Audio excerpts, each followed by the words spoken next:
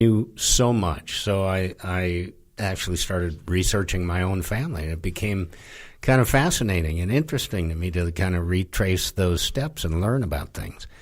And I wanted to set that up because my grandfather, my father's father, was when I was younger. He had served in World War I, and I remember as a kid seeing all the stuff in the basement. But the kind of scary grandfather would never talk about any of that stuff or anything like that. And I was a little bit frightened from my big Italian gangster-like grandfather. And it was later, after he passed away and things, that I talked to his sons, my dad, a little bit more about him and learned about him. And he had 3 sons. They were all in the service, 2 in World War II, and my dad served in the Navy during Korea. And I just started thinking, okay, well, these individuals do play a part in my journey to this service work, because as I've gotten more into the service work, I've explored the veterans of my own family a lot deeper, and things that I never knew as a kid or never even thought about, considered.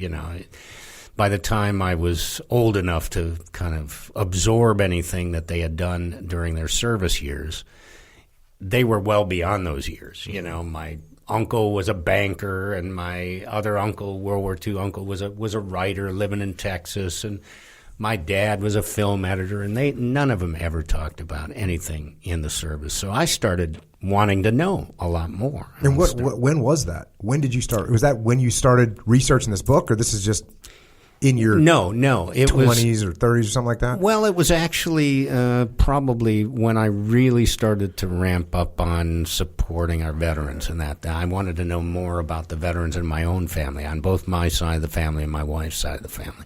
So they play an important part in setting the stage for the book. And then I realized the book is a journey. It's a journey from this kind of self-focused Gary, focused on my theater company and my acting thing and wanting to become successful and all that, to this broader focus of service to others. And so that's why the subtitle is A Journey from Self to Service.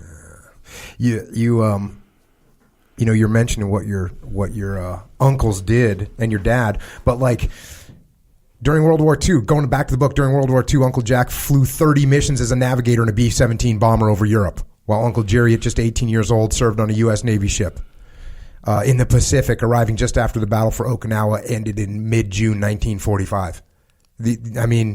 First of all, being on a B-17 bomber over Europe, your chances of survival are not good. Not good. Not good. Yeah, we lost half the soldiers, half the service members that were lost in World War II were lost in the air. A lot of times when I meet people that aren't in the military, they tell me, I grew up in a military family. Did you get that feeling, or was it so far in the past for your uncles and stuff that one was a banker and your dad was in film and they just didn't talk about it, or did you feel it? No, I didn't. No, they never talked about it. I so wish my grandfather would have, I would have been aware enough at the time to talk to him about World War I. He drove an ambulance during the Battle of the Argonne in World War I. That's we've never lost as many service members in one battle as that. It was devastating, and he was ferrying our wounded back and away from the front lines back to the rear, and then go back again. And the Germans would try to take out the ambulances, and it was very dangerous. He survived that. He was like 17 years old when he was doing that, and yet I never talked to him about it. But I do remember trunks in the basement with stuff, from World War I. Thankfully, the uncle that I mentioned, who was in the Pacific, who became a writer and lived in Texas, he wrote about his dad. And he interviewed his dad, and he tried to get his dad to talk about it. And he said he wouldn't talk much, but he shared certain things. And some of those things I got from my uncle's writing that I put in the book about my grandfather. Yeah, and I always have to make this disclaimer that although I read big chunks of the book, I don't read the whole book here. And so to get all those little details, you need to get the book. So, so go get the book. 1963. I mean, these are turbulent times, kind of the beginning of the turbulent times. Kennedy's killed. 1964. Back to the book. For Christmas, I received my first guitar, acoustic. I had no idea how to play, but I loved it. The Beach Boys had become my favorite band. My first record was Beach Boys Concert, a live record, and as the songs spun on my record player, I loved to hear the crowd cheering in the background. So you go out and you make your own band called the Beach Dwellers. Which I guess in Chicago, you got beach in Chicago, I guess, right? There's Lake Michigan. Yeah. Right. And it looked like you focused on that pretty well. But on the other hand, we got this. Every report card I brought home stunk. This had been going on since first grade. Reading and writing didn't come easy to me. You say, my future lay in either music or sports. I could have tossed a coin. I loved sports. In Highland Park, I played baseball each spring. Winters, they'd freeze over the parking lot of my school and we played hockey. I was a huge Blackhawks fan. And Bobby Hull was my favorite player. I also loved football and rooted for the Bears. The Bears, yeah. We organized a local football league for kids and played each other on the weekends. I was a fast runner, always the quarterback or one of the halfbacks, and I usually got the kickoff return guy running for a touchdown every chance I got. I played football through 8th grade in Glen Ellen, but I was an undisciplined kid and never showed up for practice, so I never knew any of the plays. The coaches would just put me in to return the kickoff because of my speed, and 9 times out of 10, I'd get a touchdown. When I reached high school at Glenbard West in 1969, I tried out for the team, but realized every kid was twice as motivated as me, twice as big, so that ended my football career. That left me music and dreams of being a rock star. And I figured musicians all needed to be hard partiers, right? Woodstock, rock and roll. My parents liked to entertain and kept a bar stocked with various bottles of liquor. At the end of 8th grade, I decided to experiment. I had a metal box with a latch on it, so I gathered empty peanut butter jars with lids, cleaned them out, and stashed them in my box. When no one was looking, I sneaked small amounts of liquor out of my parents' bar. Whiskey into one jar, vodka into another, vermouth into another, wine into another. Always just a bit so Mom and Dad didn't notice. One Saturday night, I decided it was time. Randy and I shared a bedroom, but there was a small attic room connected to our room that was private where we kept some of my music gear. When Randy was asleep, I went to the attic room with my metal box full of jars, shut the door behind me, and tasted the vodka, the whiskey, the vermouth, the gin, the wine. Next thing I knew, I was plastered, sick as a dog, puking into my metal case, everything I'd eaten for the past month.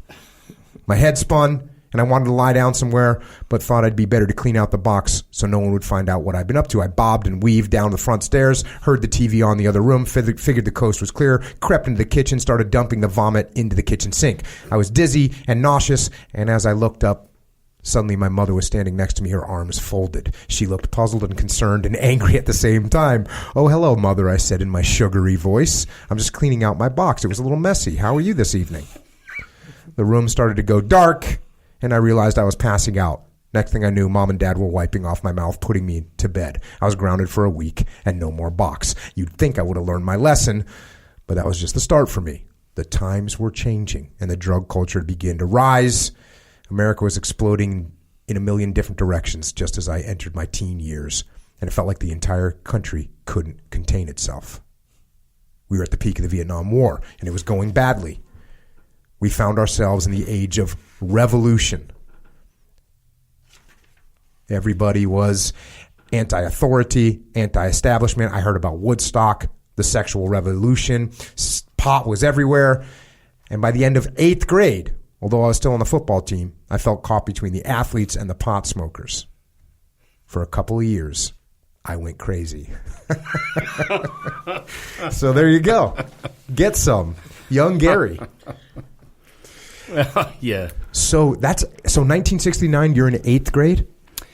8th grade, and that was my freshman year as well. So I finished 8th grade. And you were a little too young to be worried about the draft at that point, or were you thinking about it? No. Weren't even thinking about it. But this was the height of the Vietnam War, 68, for 68, sure. 69, 70. So there was all the stuff was going on, all the protesting and all the the riots on college campuses and all of that was going on. Yet I was still kind of on the young side for all of that. And I do remember, and I write about in this book, they would have things they call moratoriums, and the moratoriums were on the high school campuses and college campuses, and people would just not go to class, and they'd sit around, and somebody would speak, and they'd wear black armbands, and somebody had a guitar and playing, and you were protesting the war. Mm-hmm. So I thought, as a freshman, and if you told them you were doing that, you told your teacher you were doing that, you would be excused. They would give you a break. So I thought, well, that's a good thing to do. I'm going to get out of class. That was your big political motivation? My big political motivation was getting out of class, and maybe there's some girls at the protest, So I went and sat there. I couldn't tell you what was said or anything like that. I was just out of class, and I didn't have to go. And in fact, I looked at the yearbook from those years, and they had a picture of one of those protests. Everybody's sitting around and guitars playing and protesting the war with black armbands. I'm probably in the crowd somewhere there. I couldn't find myself. But you weren't thinking about the draft, really? No.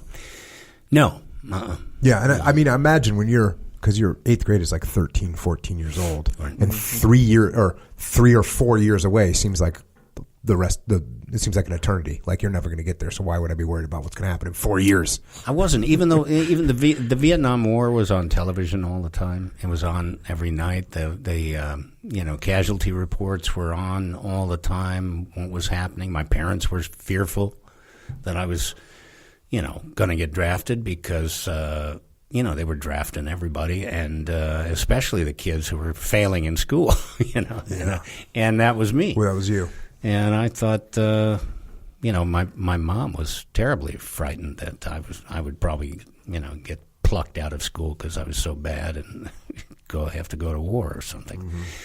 So I wasn't, it was only later that I really started to analyze those years and how oblivious I was to what was happening to young people just slightly older than I was in the jungles of Vietnam, and then it hit me, a lot of sort of guilt and shame for how oblivious I had been and how I, wasn't really paying attention.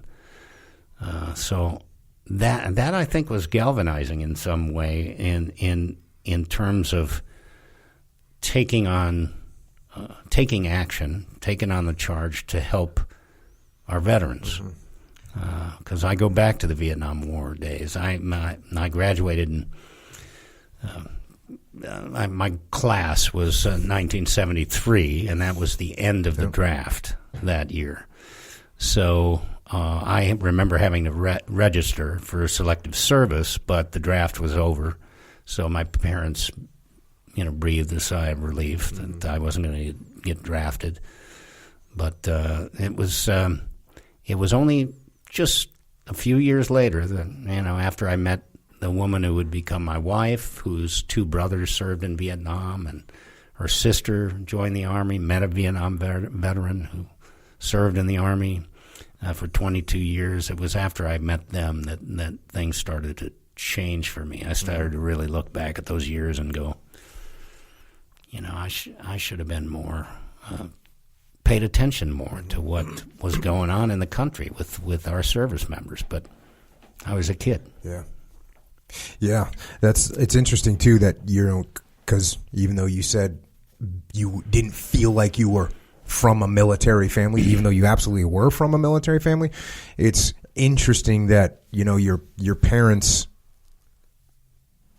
that you didn't connect those dots, right? Like, hey, my Uncle Jack was in the Army. He was in the Army Air Corps. He flew B-17s, and a lot of those, a lot of his friends must have died. And wait a second, what's going on now? It's just, and never thought about it when I was exactly, a kid. Exactly, and that's because they never talked about it. My uncle was a banker. He wasn't a World War II hero, until later, and then I really spent a lot of time with my Uncle Jack, and then he talked. He he would talk about his